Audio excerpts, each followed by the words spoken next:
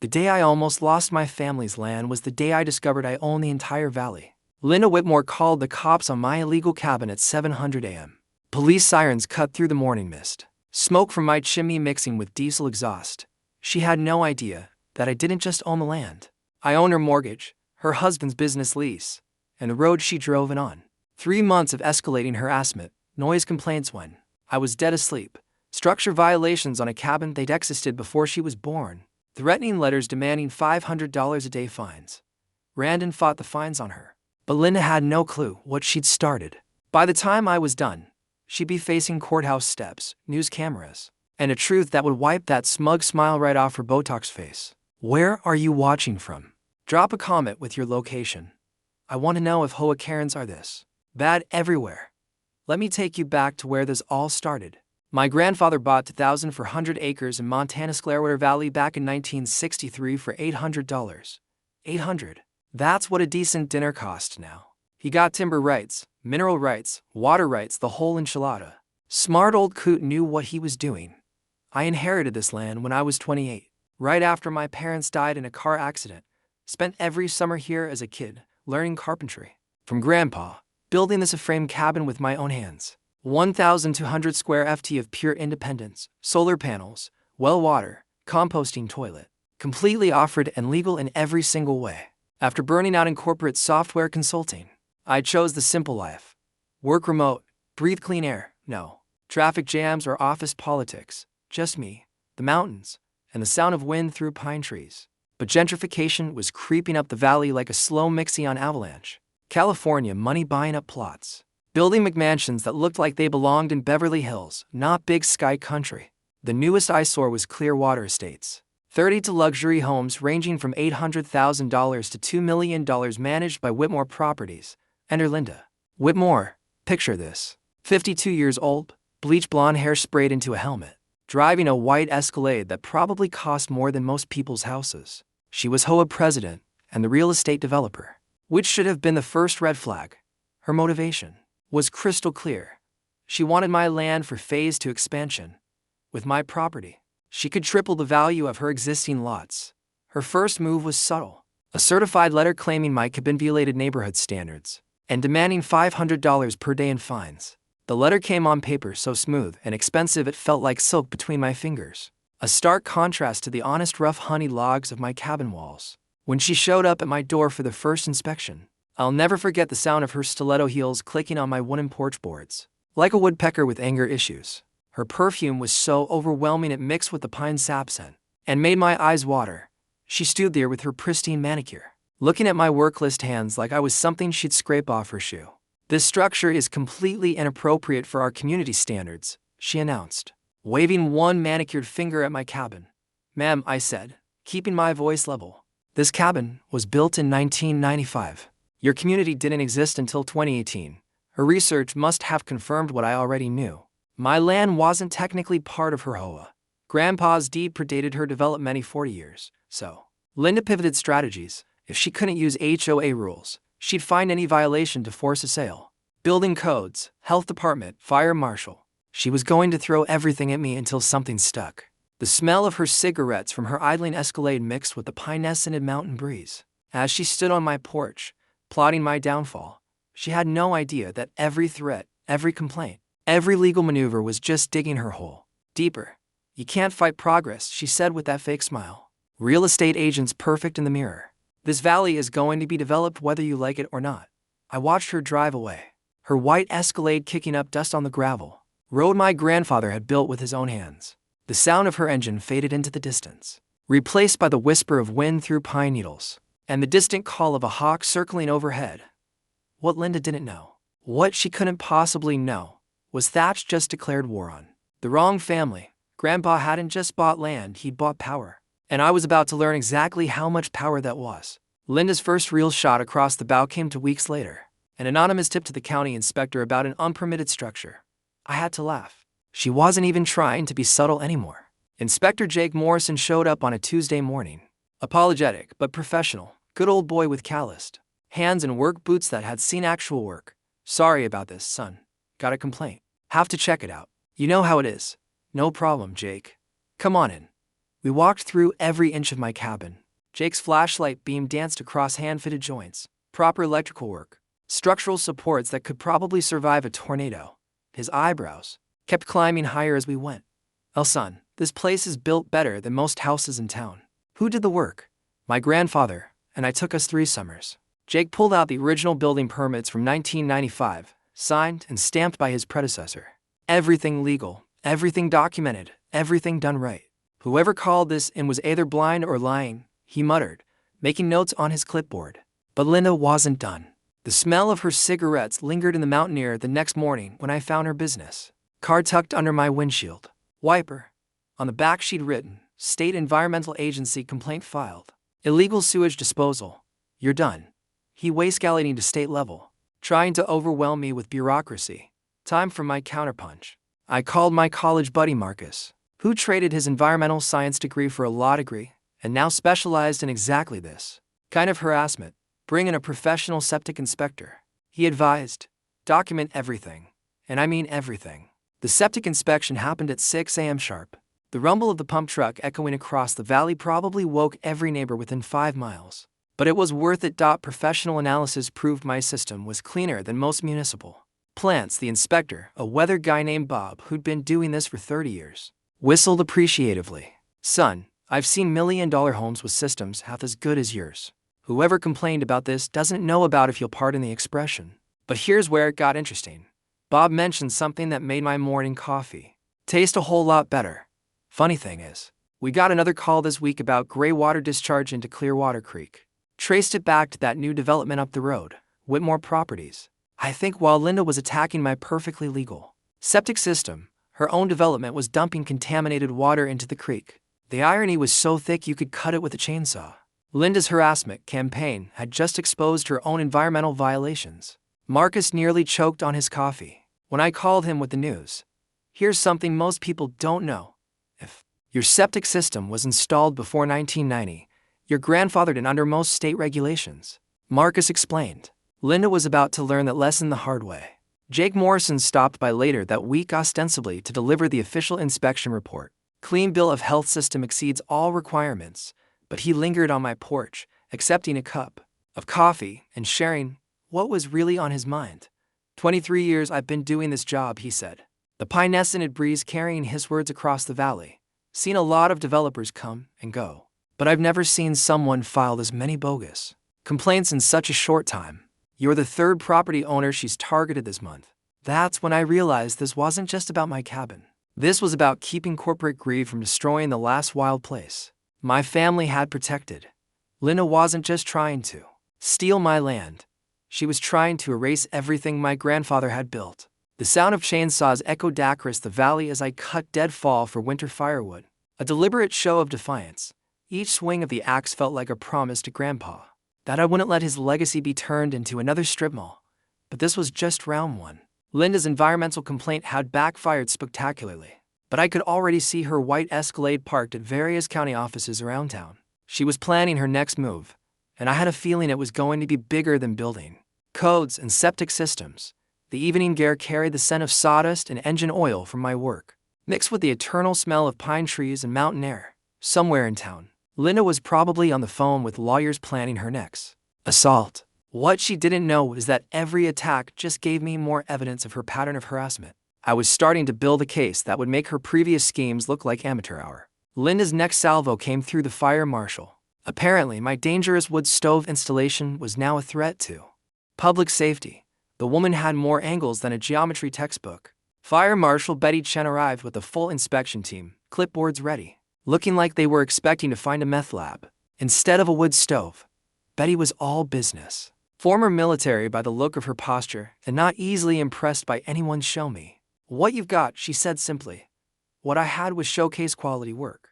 Copper pipes gleaming like new pennies, proper clearances that exceeded code by 6, and top-grade materials that cost more than Linda probably spent on her monthly Botox. Betty's team photographed everything. Measured clearances, tested airflow. "Mind if we use these photos for training materials?" Betty asked. "This is textbook installation. Better than most professional jobs I see." But Linda wasn't done escalating.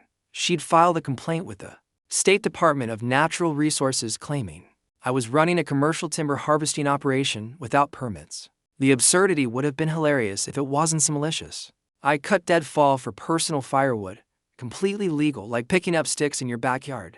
DNR agent Tom Rodriguez had to drive 2 hours from Helena just to explain to Linda that landowners can manage their own forests. Ma'am, this is the 5th time you've called this month, Tom confided during his inspection.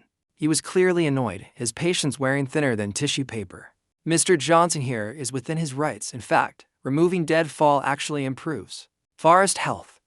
While Linda was wasting state resources on bogus complaints, I started digging into her business practices. What I found made my morning coffee taste like victory. Whitmore Properties LLC had some interesting financial arrangements. Linda was claiming development consultation fees from buyers while never mentioning her dual role as HOA president. Classic conflict of interest, potentially fraudulent.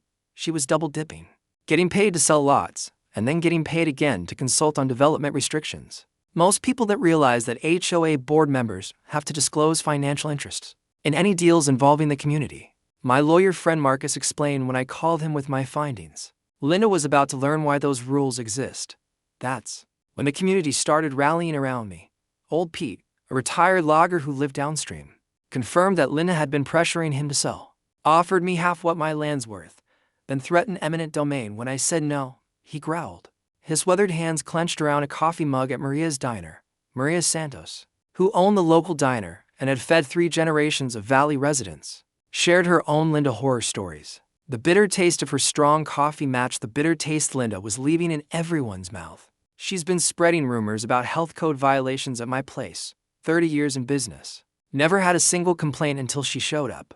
David Kim was the real surprise. New resident who'd bought into Linda's development thinking he was getting a deal. Turns out he'd been overcharged by $50,000 for his lot, with Linda pocketing the difference through her consultation fees. The sound of my chainsaw echoing across the valley became a daily ritual, cutting firewood with deliberate defiance. Each log split with a satisfying crack that seemed to announce my intentions to the whole valley. The scent of sawdust mixed with engine oil in old Pete's workshop, where we started planning our response. "You know what really gets me?" Pete said, running his thumb along the edge of a well-worn axe blade. "She comes in here from California with her fancy car and fake smile, thinking she can push around families who've been here for generations." Maria nodded, wiping down the counter with the kind of precision that comes from decades of practice. "My grandfather built this diner in 1952. Fed loggers, ranchers, people who worked with their hands. Now she wants to turn this whole valley into some kind of off-the park for rich people." But Linda's harassment campaign was far from over. I could see her white Escalade parked outside the county courthouse most afternoons, no doubt cooking up her next scheme. The woman had more persistence than a telemarketer and twice the moral flexibility. What she didn't realize was that every government agency she called, every false complaint she filed, every threat she made was creating a paper trail that would eventually bury her. I was documenting everything, building a case that would make her previous harassment look like a friendly suggestion. The evening air carried the scent of wood smoke from my chimney, mixing with the eternal pine fragrance of the mountains. Somewhere in town, Linda was probably plotting her next move, but now I had allies, evidence, and a growing understanding that this fight was about more than just my cabin. This was about stopping a pattern of abuse that had been going on long enough. Linda's harassment campaign reached a new level of desperation over Earth next month. Daily wellness checks from the sheriff's department became my new normal. Bogus noise complaints. When my cabin was dead silent, she even called Child Protective Services, claiming my unfit living conditions were endangering children, despite the fact that I lived alone and the nearest kid was 5 miles away. The breaking point came at 11 p.m. on a Tuesday. Deputy Johnson's cruiser came rumbling up my gravel driveway, red and blue lights cutting through the darkness like angry fireflies.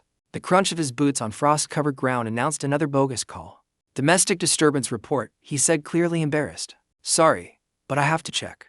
I stood there in my pajamas and bare feet, cabin dark behind me, no other soul within miles. "Deputy, do I look like I'm disturbing anyone but myself right now?"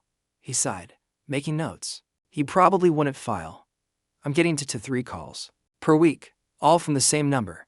Between you and me, this is harassment, plain and simple." Linda escalated to the legal system, filing for an emergency injunction, claiming my threatening behavior at an HOA meeting I never attended. Small claims court on a Thursday morning. Linda arrived with an expensive lawyer in a suit that probably cost more than my truck. I represented myself with the manila folder and the truth. The judge, a nonsense woman named Patricia Wells, looked about as impressed with Linda's theatrics as I was. Your Honor, Linda's lawyer began. My client fears for her safety due to Mr. Johnson's increasingly erratic behavior. I stood up, pulled out my phone, and projected security camera footage onto the courtroom wall. Date and timestamps clearly showing I wasn't anywhere near the supposed meeting where I had allegedly threatened her.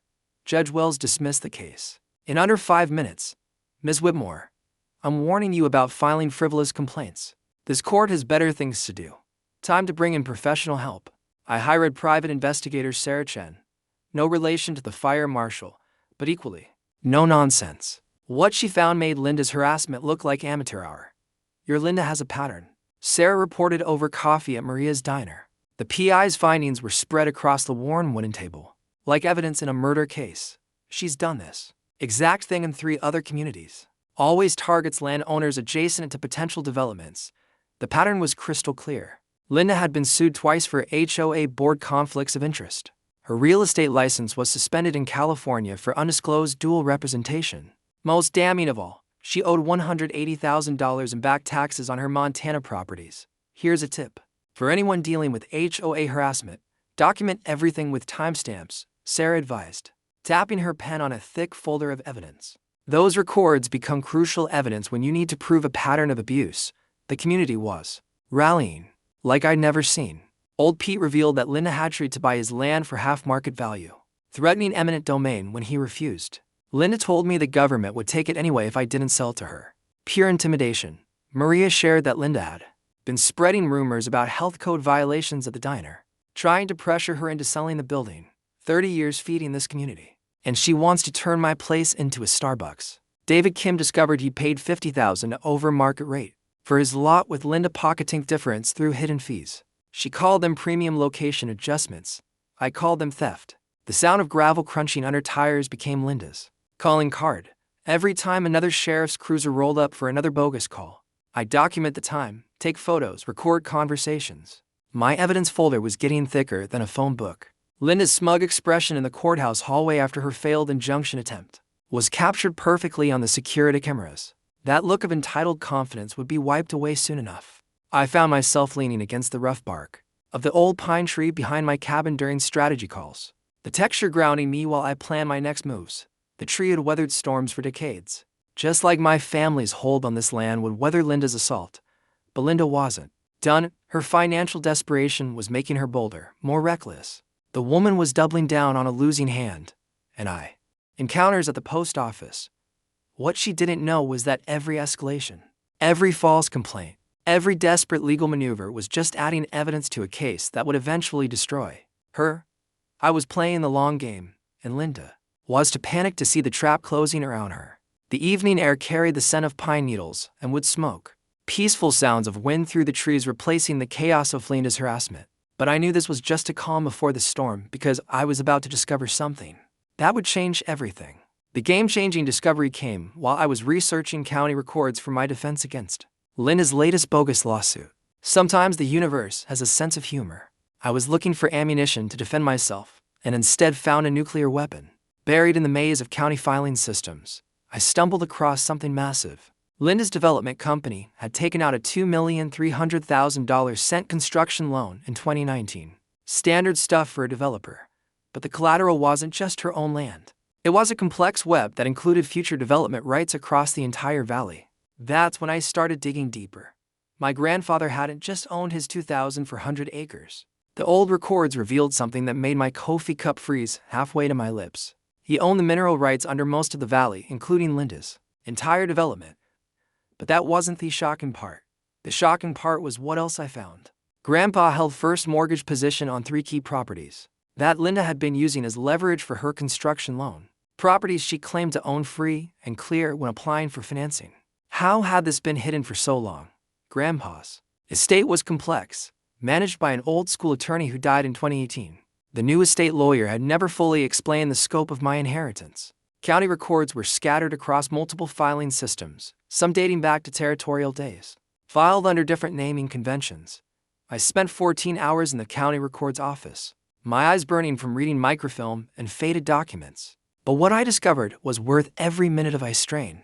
Grandpa's 1963 purchase included all rights, ordinances, and future development considerations. Legal language from the 1960s that gave me veto power over any development affecting the watershed.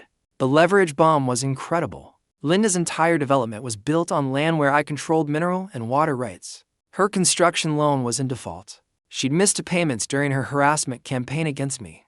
The bank was getting nervous about her ability to complete Phase 2, which required my land to be financially viable. When I finally reached the estate lawyer, grandson of Grandpa's original attorney, he confirmed my reading of the documents. Your grandfather was smarter than most people realized. He said over the phone, has specifically designed this structure to prevent exactly what Ms. Whitmore is attempting. That's when I found the handwritten note tucked inside the original deed. Grandpa's careful script on yellowed paper for my grandson. Never let them turn this valley into another strip mall. I sat in my truck outside the courthouse holding that note and finally understood. This wasn't just inheritance. It was a stewardship responsibility. Grandpa had known that someday someone like Linda would come along, and he prepared for this fight. 60 years before it started. Most people think property ownership is simple. You buy land. You own it. I said to myself, reading through the implications. But mineral rights, water rights, and development easements can be separate. Your grandfather might have been smarter than you realized. Linda had no idea that I now held all the cards. Her harassment campaign, her legal threats, her attempts to force me off my land. All of it was built on the false assumption that she had the power and I didn't. The question now was strategy.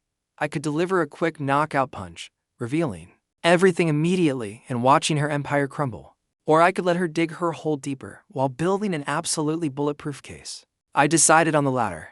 Let Linda escalate her attacks while I quietly gathered allies and evidence. When the truth finally came out, it would be so comprehensive, so devastating that she'd never recover. As I drove home, windows down, the scent of pine trees and mountain air filling my truck, I felt something I hadn't experienced in months. Complete confidence. The hunted had become the hunter, and Linda Whitmore had no idea what was coming.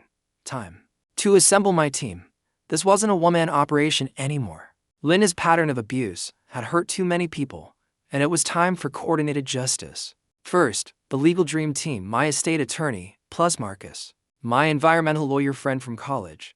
Then Maria's nephew, Carlos, a forensic accountant who specialized in tracking dirty money through shell companies for community support.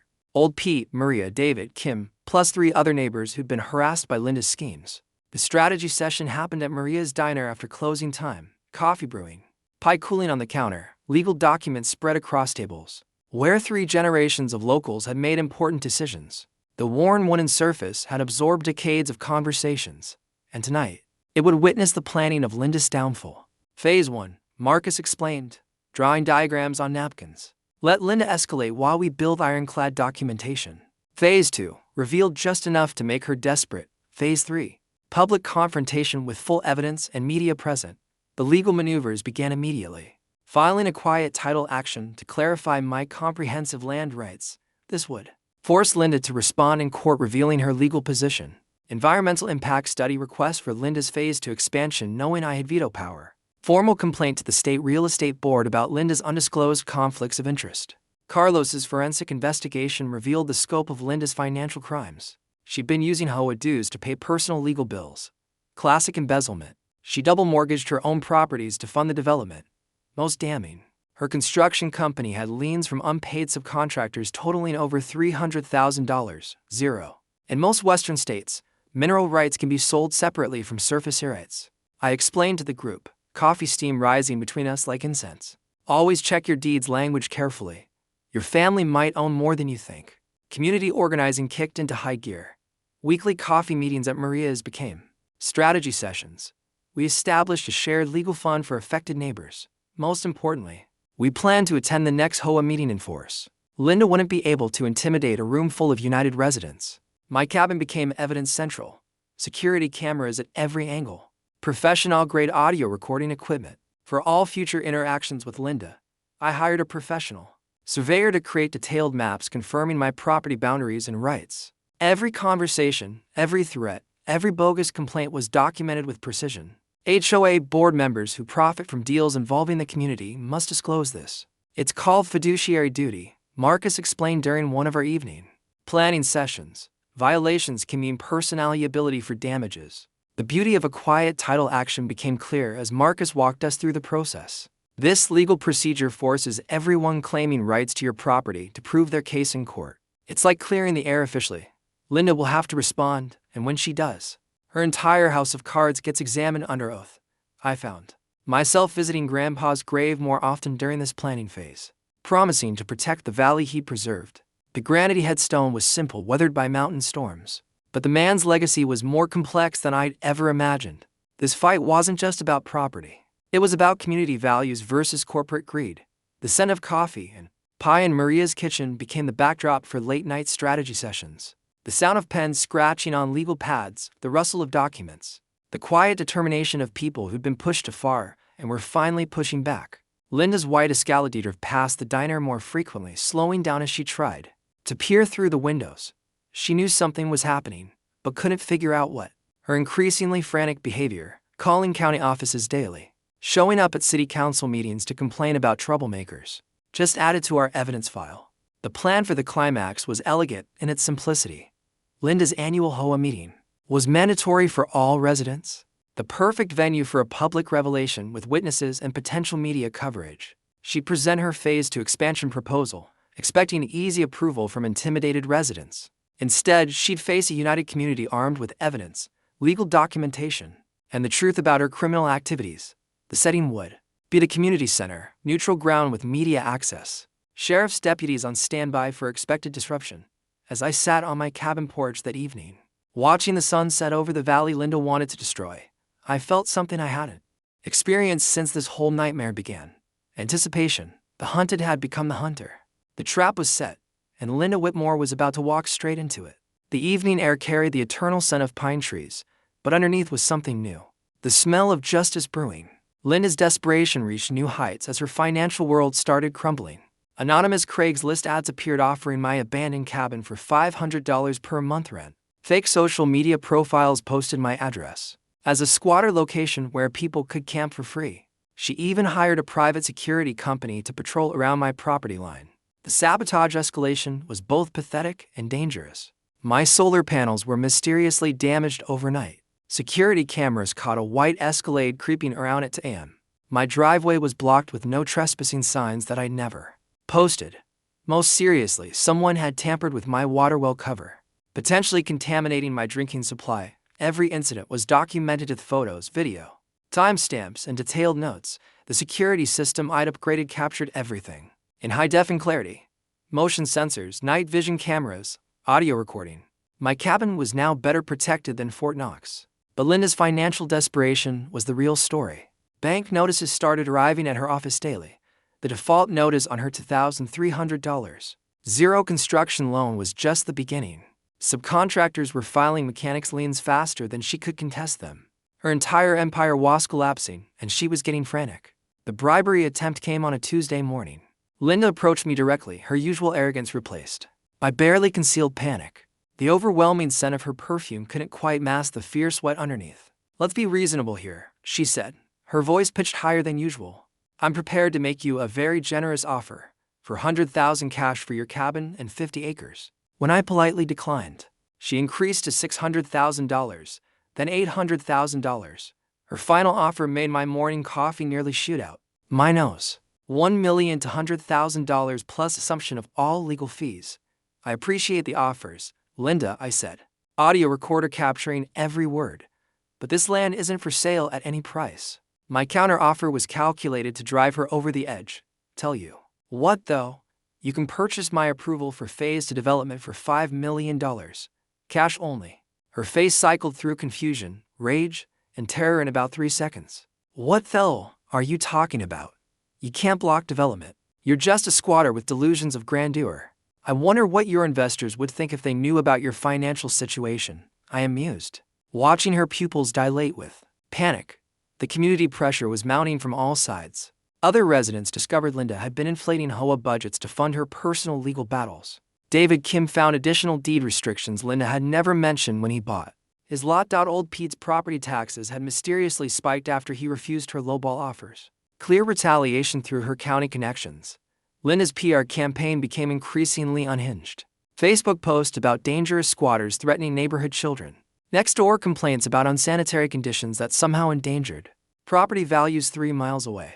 Anonymous letters to the local newspaper about environmental hazards. From my perfectly legal off-grid setup, my counterintelligence operation was comprehensive. Sarah Chen, my pie, traced every anonymous complaint back to Linda's devices through IP addresses and metadata. The environmental lawyer conducted surprise water quality test, proving my land had the cleanest water in the valley. Social media evidence showed Linda's network of fake accounts and coordinated harassment campaigns. But the most satisfying development was watching her lose control of the narrative. I quietly informed the bank about Linda's harassment campaign affecting the loan collateral, my land that she needed for phase to viability. The environmental lawyer filed formal complaints about Linda's creek contamination. The state real estate board opened a full investigation into her dual representation violations. The sound of tree branches cracking echoed across the valley where Linda's hired security team had accidentally damaged my property while patrolling. The accurate scent of damaged solar panel electronics mixed with pine sap when I surveyed the sabotage. Each incident just added to the evidence file that would eventually bury her. Linda's increasingly haggarded appearance during our confrontations told the whole story. Designer clothes that looked slept in, makeup applied with a shaking hand. The white Escalade that now had a dent in the front bumper from her increasingly reckless driving. If someone's harassing you about property rights, always check if they have financial motivation. I told Maria during one of our strategy sessions. Desperation makes people do stupid things that leave evidence trails. The evening air carried the scent of wood smoke from my chimney. A deliberate signal that I wasn't going anywhere despite her escalating attacks. Somewhere in town, Linda was probably on the phone with lawyers trying to find some legal loophole that didn't exist. What she didn't know was that every threat, every bribe attempt, every act of sabotage was just adding fuel to a fire that would soon consume her entire operation. The trap was nearly ready to spring. Linda's final desperate gambit was a masterpiece of fraud and stupidity. Forged documents claiming my grandfather had sold development rights in 1987 to 24 years after his original purchase. A fake environmental impact study claiming my septic system was contaminating groundwater across 3 counties, and the crown jewel, an attempted restraining order claiming I threatened her with violence during a confrontation. That never happened. The forgery unraveled faster than a cheap sweeter. My estate attorney took one look at the supposed signature and started laughing. This isn't even close to your grandfather's handwriting. Whoever did this has never seen his actual signature. The notary stamp was even more ridiculous. Dated from a notary who died in 1985, 2 years before the document was allegedly signed. Professional paper dating test confirmed what we already knew. The documents had been created recently using artificially aged paper. Linda had literally tried to forge history. Her environmental fraud was equally sloppy. The impact study contained water quality data from the Bitterroot Valley to 100 meters away, different watershed, different geology, different everything. Meanwhile, professional lab tests proved my water was cleaner than the municipal supply in 3 surrounding towns. The restraining order hearing was where Linda's desperation reached its peak. She brought a professional witness who claimed to have seen me threaten her, a man who'd never met me in his life and couldn't pick me out of a 2-person lineup. I simply presented security footage showing no contact between Linda and me. For 6 consecutive weeks, the judge, clearly annoyed by the waste of court time, dismissed the case and ordered Linda to pay my legal fees. Ms. Whitmore, Judge Wells said, her voice carrying the authority of someone who'd seen every scam in the book. This is your final warning about frivolous litigation. Next time there will be sanctions. But the real victory was watching Linda's smear campaign backfire spectacularly. The local newspaper investigated her claims and discovered her pattern of false accusations against multiple property owners. Environmental groups rallied around my conservation efforts, seeing Linda's harassment as an attack on rural land rights. Social media turned against her as evidence of her fraud spread. Screenshots of her fake environmental studies circulated with devastating commentary from actual scientists. Her fake social media accounts were exposed and banned. Even her supporters in the development started distancing themselves. And Linda's financial collapse accelerated like an avalanche. The bank called her construction loan due immediately. After discovering her forged collateral documents, the IRS placed liens on her properties for $180,000, 0 cents in unpaid taxes. Her real estate license was formally suspended pending criminal investigation. My preparation for the endgame was methodical and comprehensive. Documentary filmmaker Ashley Kim, David's sister, arrived from Seattle to film the final confrontation. Marcus prepared a presentation of Linda's environmental violations. That read like a criminal indictment. The community organized to attend the HOA meeting in force. Old Pete brought his Vietnam veteran buddies, men who dealt with corporate land grabs and government overreach their entire lives. Seen this playbook before, Pete said, his weathered hands steady as granite. Developers coming. Tried to intimidate locals, steal land through legal tricks. Time someone stood up to them. Mary organized catering for the community meeting, ensuring maximum turnout. Food brings people together, she said. The scent of fresh coffee and homemade pie filling her kitchen. Linda's about to learn what real community looks like.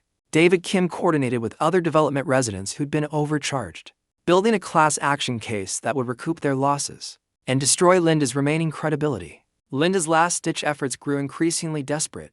She tried to cancel the HOA annual meeting. Illegal. Under state law.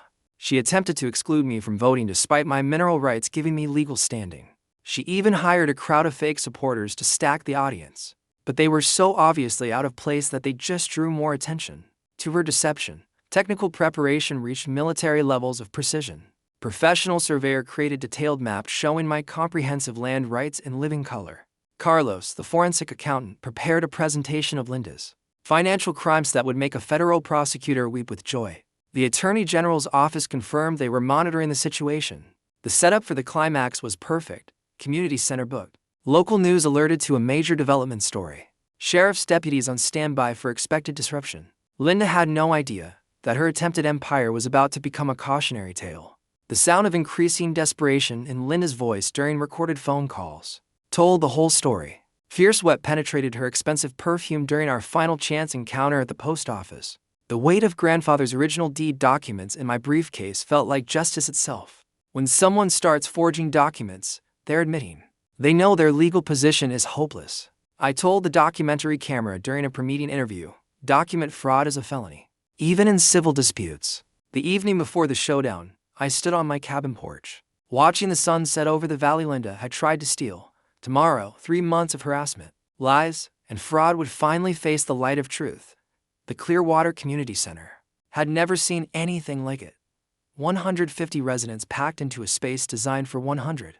The air thick with tension and anticipation. The evening news crew set up in the back corner. Cameras rolling. Ashley Kim positioned herself strategically with her documentary equipment. Sheriff's deputies flanked the exits, expecting trouble. Linda's faction huddled near the front. Here, expensive lawyer in a $3,000 suit. A handful of fake supporters who kept checking their phones like they'd rather be anywhere else. And a security guard who looked increasingly uncomfortable as the room filled with angry locals. My community filled the rest of the space. Old Pete and his Vietnam veteran buddies, weathered faces set in grim determination.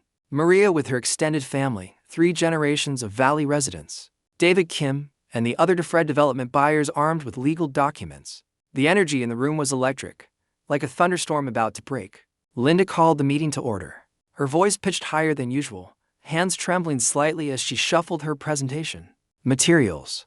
Tonight, we'll be voting on the Phase 2 expansion that will bring prosperity and progress to Clearwater.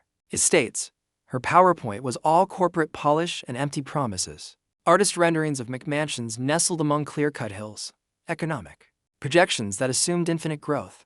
And at the center of it all, my grandfather's land marked as future development parcel. This illegal cabin, Linda said, pointing at a photo of my home, represents everything holding our community back from reaching its full potential. The HOA board recommends immediate eminent domain proceedings. That's when I stood up. Point of order. I'd like to address the assembly. Linda's face flushed red. You have no standing here. This is a private HOA meeting. Actually, I said, pulling out the microphone I brought. I do have a standing. Would you like to see my mineral rights documentation? The room erupted.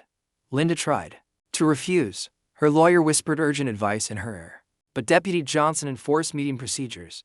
Let him speak, ma'am. This is still America. Let him speak. Let him speak. The chant started with Pete's veterans and spread through the entire room until Linda had no choice but to step aside. I connected my laptop to the projection system and displayed grandfather's original 1963 deed on fuel. Ladies and gentlemen, Linda's been trying to steal land she never had any right to touch. The revelation hit like a physical force. I explained mineral rights, water rights, development restrictions, the comprehensive legal framework that gave me veto power over any development affecting the watershed. This woman has spent 3 months harassing me for land that I not only own, but that she needs my permission to develop her own. Linda's desperation exploded. Those documents are fake. He's a squatter and an environmental terrorist. He's been threatening me for months. Really? I clicked to the next slide. Let's talk about threats. The evidence avalanche began. Marcus presented court-certified deed documentation. Carlos revealed Linda's embezzlement of HOA funds, her double mortgaged properties, her unpaid taxes. The environmental lawyers showed photos of Linda's illegal creek contamination, alongside lab results proving my water was cleaner than municipal supplies. But it was the community that delivered the real knockout punches. Old Pete stood up, his voice carrying the authority of 8 decades. Linda tried to cheat me out of my grandfather's land, too. Offered half what it's worth. Threatened eminent domain when I refused. Maria was next. She's been using HOA money to pay her personal lawyers. 30 years I've been feeding this community, and she wanted to destroy my diner for a parking lot. David Kim's revelations stunned even me. She overcharged me $50. Zero for my Lowton, called it a premium location fee. Pure theft. Then came the mic drop moment. A man in a dark suit stood up from the back of the room. Ms. Whitmore, I'm Robert Chen from First National Bank. Your construction loan is in default and we're calling it due immediately. The room went dead silent. Your collateral is insufficient, and this gentleman owns the mineral rights under your entire development. Your phase 2 expansion is financially impossible. Linda's meltdown was spectacular. She screamed about conspiracies and unfair treatment, threatened to sue everyone in the room, and in her rage, accidentally admitted to forging the 1987 documents. Those papers were perfect. You can't prove they're fake. Deputy Johnson stepped forward. Notepad ready. Mom, did you just admit to document fraud on camera? The community vote was swift and merciless. Phase 2 expansion rejected 87% to 13% vote. Of no confidence in Linda as president. Unanimous resolution supporting my conservation efforts passed by acclamation. As Linda was escorted out, still screaming threats and promises of revenge, I addressed the stunned audience. Linda, you just threatened me in front of 150 witnesses and 3 cameras. I think you're done. The gasp from the audience, the sight of Linda's face cycling through rage and terror, the smell of tension sweat in the overheated room. It was the sound and smell of justice finally arriving. 1 week later, Linda Whitmore was arrested for document fraud and embezzlement. The sight of her in handcuffs on the evening news felt like the final chapter of a story that had consumed my life for 3 months. Her properties entered foreclosure proceedings. Her real estate license was permanently revoked. The woman who tried to steal my family's legacy was facing 5 to 10 years in federal prison. The legal resolution came swiftly. My quiet title action confirmed comprehensive land rights across the entire valley. Environmental violations resulted in a $500,000 cent fine against Linda's company, money that would fund watershed restoration. For decades, the HOA dissolved Linda's development company contract and elected new leadership with Maria as president. But the real transformation was personal. I planned to live in the valley part-time, keeping one foot in the corporate world. Instead, I decided to stay permanently. This place wasn't just my inheritance anymore. It was my calling. I launched a conservation easement program protecting 1,800 acres of the most sensitive watershed areas. 3 neighboring families joined immediately, creating a buffer zone that would prevent future Linda Whitmores from destroying what took nature centuries to build. The program became a model for rural conservation across Montana. The community benefits multiplied like ripples in a pond. We established the Clearwater Valley Scholarship Fund, using Linda's forfeited deposits, sending 3 local kids to college every year. The Conservation Trust protects the watershed for future generations while allowing sustainable forestry and responsible development. Our annual Harvest Festival celebrates community victory and traditional values. Last year, we had over 500 visitors supporting local businesses. Individual outcomes exceeded my wildest expectations. Old Pete's property values rose 40% due to conservation protections, securing his retirement after decades of hard work. Maria's Diner became the unofficial community center. Thriving as the heart of our restored valley, David Kim not only recouped his overcharges through theft class action lawsuit, but became one of my closest friends and the conservation program's volunteer coordinator. 3 other communities contacted me about similar developer schemes, leading to a statewide network of rural landowner advocates. Ashley's documentary won the regional film festival and raised national awareness about corporate land grabs in rural America. The state legislature introduced the Linda Law, preventing HOA conflict of interest abuse, real systemic change born from our local fight. Financial justice came full circle. Linda's seized assets partially reimbursed fraud victims. The money couldn't restore trust in the system. I purchased her foreclosed properties at auction, adding them to the conservation easement and ensuring they'd never threaten the valley again. The bank settled quietly, admitting inadequate due diligence and implementing stricter oversight procedures. The bigger picture impact still amazes me. Local newspaper series exposed similar schemes across rural America, creating a playbook for fighting corporate harassment. Environmental groups use our case as a template for landowner rights education. The real estate industry implemented stronger conflict of interest oversight because of what happened here. But the best part is the sounds that fill the valley now. Laughter of children at the Harvest Festival instead of Linda's courtroom threats. Wood smoke from community bonfires, mixing with the eternal scent of pine needles underfoot, bird songs, and wind through trees instead of legal arguments and construction noise. Standing on my cabin porch at sunset, watching the valley vista unmarred by McMansions, I finally understood what Grandpa meant about stewardship. This wasn't just about property ownership. It was about protecting something irreplaceable for people not yet born. Always research who's really behind development pressure. Financial desperation drives most harassment. I tell people who contact me for advice. Mineral rights are often more valuable than surface rights. Check your family's old deeds. And remember, HOA board members must disclose conflicts of interest. It's the law in most states, even if they pretend it isn't. Belinda's arrest revealed she was small fish in a bigger pond. Her investigation led to a network of corrupt developers across 3 states. Next week, I'm telling you about how this network tried to steal an entire mountain range and how we stopped them. Drop a comment with your worst HOA or property dispute story. I read every single one and respond when I can. Hit that subscribe button if you want to see more stories about standing up to corrupt authority. And join our Facebook group, Landowner Rights Warriors, for legal resources and support. Because together, we're stronger than any corporate bully. Grandpa, I kept my promise. The valley's safe.